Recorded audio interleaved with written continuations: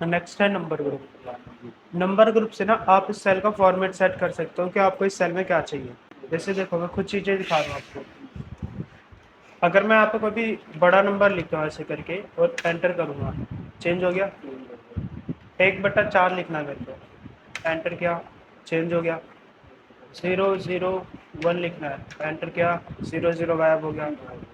+91 लिखा, 4 लिखा और एंटर किया, प्लस हट गया। है ना, मैं कुछ और लिख रहा हूँ मगर कुछ और आ रहा है। इसको ना आप यहाँ से सेट करोगे, इसमें से यहाँ पे आप बताओगे कि आपको अपने सेल में क्या चाहिए, उसके अकॉर्डिंग आप यहाँ से इसको लोगे। जैसे मान लो आपको डेट चाहिए तो आप डेट लोगे, फिर करेंसी का कोई सिंबल चाहिए तो करेंसी लोगे। सबसे पहले है जनरल, ये नॉर्मल करने के लिए होता है। ठीक है, जैसे मान लो मेरे को यहाँ पे ना नंबर चाहिए, तो पहले सिलेक्ट करो, यहाँ से जाओ, नंबर पे क्लिक कर दो। अब यहाँ पे कुछ भी आप लिखोगे ना, देखो ये नंबर फॉर्मेट में हो गया है। जैसे मैंने लिखा 12, एंटर करोगे। नंबर का फॉर्मेट क्या होता है, डेसिमल के बाद 2 डिजिट तक 0 आएगी। ठीक है, अब कोई भी नंबर आप लिखो, डेसिमल के बाद 2 0 आएंगे। ठीक है, अगर आप यहाँ पे लिख देते जैसे 136.35, एंटर करोगे ये भी ले लेगा। अब मान लो आपने ना डेसिमल के बाद 3 डिजिट डाल दिया, यहाँ पे एंटर करोगे सिर्फ 2 ही आएंगे। ठीक है, ये राउंड ऑफ कर देता है। जैसे मैंने यहाँ पे 365 डाला तो इसने 5 को हटा के यहाँ पे 7 कर दिया। हाँ, राउंड ऑफ कर देगा। तो मान लो मेरे को 3 डिजिट चाहिए यहाँ पे, तो क्या करोगे, यहाँ इस पे क्लिक करना।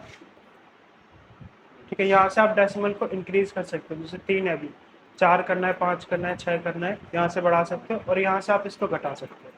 अब जैसे यहाँ पे मेरे को चाहिए, मैंने 45 लिखा, फिर यहाँ पे बहुत सारी डिजिट लिख दी डेसिमल के बाद, 2 ही आई। मेरे को ज़्यादा चाहिए, आप यहाँ से इसको इंक्रीज कर दो। अब आगे मैंने कुछ नहीं लिखा ना, तो यहाँ पे 0 0 आता रहेगा। तो डिक्रीज करने के लिए आप यहाँ से इसको डिक्रीज करोगे।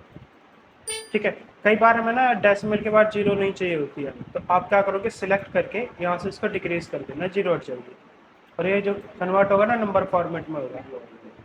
ठीक है, अब मान लो पहले से 0 में है, ऐसे करके आपको नॉर्मल करना है। सिलेक्ट करोगे, यहाँ से जाके जनरल कर दो इसको। नेक्स्ट इसके बाद करेंसी और अकाउंटिंग। इसमें क्या आता है, इसमें ना डॉलर का सिंबल आता है। जैसे इतने में मैं अप्लाई कर देता हूँ करेंसी को, और यहाँ पे मैं अप्लाई कर देता हूँ डॉलर इसको, अकाउंटिंग को। ठीक है, अब यहाँ पे मैं कुछ भी लिखूंगा ना, जैसे 45 लिखा और एंटर किया, ऐसे डॉलर का सिंबल आएगा और डेसिमल के बाद 2 0 आएगी। ऐसे यहाँ पे भी मैं कुछ टाइप करूँगा तो डॉलर का सिंबल आएगा और डेसिमल के बाद 2 0 आएगी। दोनों में डिफरेंस दिख रहा है। करेंसी में ना अमाउंट के साथ डॉलर का सिंबल दिखाई देगा, और अकाउंटिंग में पहले डॉलर, फिर बीच में स्पेस होगा और फिर अमाउंट होगा। जो डॉलर का सिंबल होगा ना वो लेफ्ट साइड में होगा। ऐसे अगर आप यहाँ पे 0 लिखते हो तो यहाँ पे आपको दिखाई देगा $0.00। यहाँ पे 0 को कुछ ऐसे लिखते हैं काउंटिंग, डैश करके, मतलब खाली छोड़ देते उसको। नेक्स्ट इसके बाद शॉर्ट डेट और लॉन्ग डेट। जैसे हम डेट डालते हैं, मैंने डाल दी 1/4/24, एंटर किया, ये हमारी शॉर्ट डेट है। देखो अपने आप इसने डेट में कर दिया। ठीक है, इसका लॉन्ग डेट में कन्वर्ट करना, लॉन्ग डेट पे क्लिक करोगे, लॉन्ग डेट आ गई। हाँ, शॉर्ट डेट में करना दोबारा से इस पर क्लिक करके शॉर्ट डेट में आ जाएगी। नेक्स्ट है टाइम। आप ना टाइम, जैसे मालूम है यहाँ पे कोई टाइम वगैरह डालना है तो आप सिलेक्ट करके इसको टाइम में कन्वर्ट कर दो। अब उसके बाद यहाँ पे अगर डालते हैं, जैसे मैंने 12:10 डालना मेरे को, तो पहले 12 डालोगे, इसके बाद कॉलन लगाओगे और उसके बाद 10 डालना है, एंटर करोगे, 12:10 0 आ जाएगा। ठीक है, सेकंड भी डालना चाहो तो डाल सकते हो, जैसे 10:12:14। ठीक है, अगर आप 12 से पहले का टाइम डालोगे तो AM में लेगा, 12 या फिर उसके बाद का डालोगे तो PM में लेगा। इसमें मेरे को शाम के 8:10 दिखाना है, तो मेरे को यहाँ पे क्या डालना पड़ेगा, 20:10, एंटर करोगे, ये PM का दिखाएगा। इसका फॉर्मेट भी चेंज कर सकते हो आप। यहाँ से जाना, मोर नंबर फॉर्मेट में जाना, यहाँ से आप फॉर्मेट ले सकते हो अलग। जैसे अभी जो अप्लाई है ना, ये वाला है, यहाँ पे क्या है, आवर है, मिनट है और सेकंड है। मान लो आपको ये वाला चाहिए, इसको चूज करके ओके कर देना। यहाँ पे मैं डाल देता हूँ 10:20, एंटर किया। आपकी बार सेकंड नहीं आएगा क्योंकि मैंने उसका फॉर्मेट चेंज कर दिया। नीचे जाओगे, नेक्स्ट है परसेंटेज।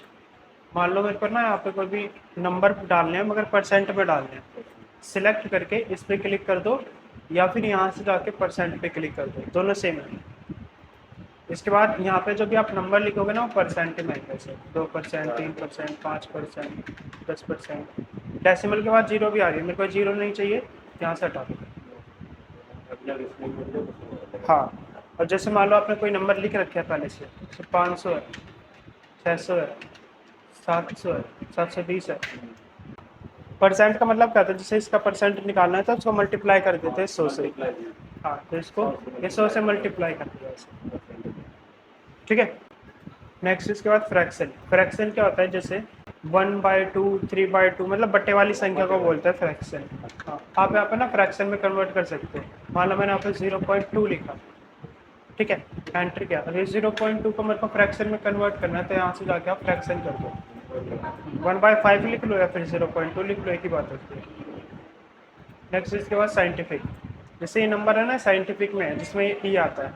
अगर आप कोई भी बड़ा नंबर लिखते हो ना, ऑटोमेटिक वो साइंटिफिक में कन्वर्ट कर देता है। मगर आप कोई भी छोटा नंबर लिखते हो तो उसको साइंटिफिक में कन्वर्ट नहीं करता। अगर चाहिए तो यहाँ से जाके इसको साइंटिफिक कर देते। ठीक है। अब लास्ट में जैसे मैंने यहाँ पे लिखा था 1/4, यहाँ पे 001 लिखा था, +914 लिखा था। इसको सिलेक्ट करके यहाँ से जाना, स्क्रॉल डाउन करके टेक्स्ट को सिलेक्ट करना।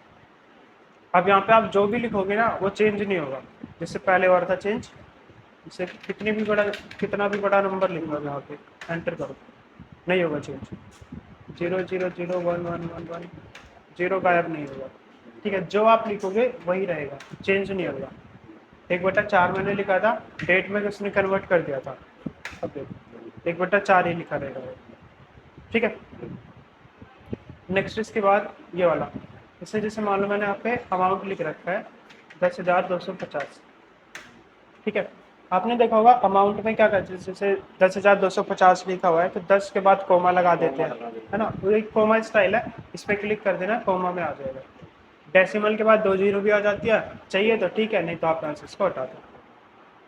ठीक है, ऐसे कितना भी बड़ा नंबर हो इस पर आप लगा सकते हो। जैसे अभी इसको पढ़ने में दिक्कत होगी, मगर जब कोमा लग जाता है तो आराम से पढ़ सकते हो ऐसे। 4,65,465। नेक्स्ट है, मान लो इसके आगे आपको कोई भी करेंसी का सिंबल लगाना है, डॉलर का लगाना है, रुपीस का लगाना है, या फिर कोई भी सिंबल, तो क्या करोगे, इसमें आना, यहाँ पे आपको कुछ सिंबल्स मिल जाएंगे, जैसे यूरो है, चाइनीज़ है, डॉलर है, ठीक है, पाउंड का होता है, पाउंड का नहीं होता, और कुछ होता है, मतलब जो भी आपको चाहिए यहाँ से ले सकते हो। अब रुपीज़ का मेरे को लगाना है, यहाँ पे रुपीज़ का तो है ही नहीं, इसमें मोर अकाउंटिंग फॉर्मेट्स पे क्लिक करना। यहाँ पे देखो डेसिमल प्लेसेस, मतलब डॉट के बाद कितनी जीरो चाहिए वो ले सकते हो। मेरे को एक भी जीरो नहीं चाहिए, आप यहाँ से हटा दो।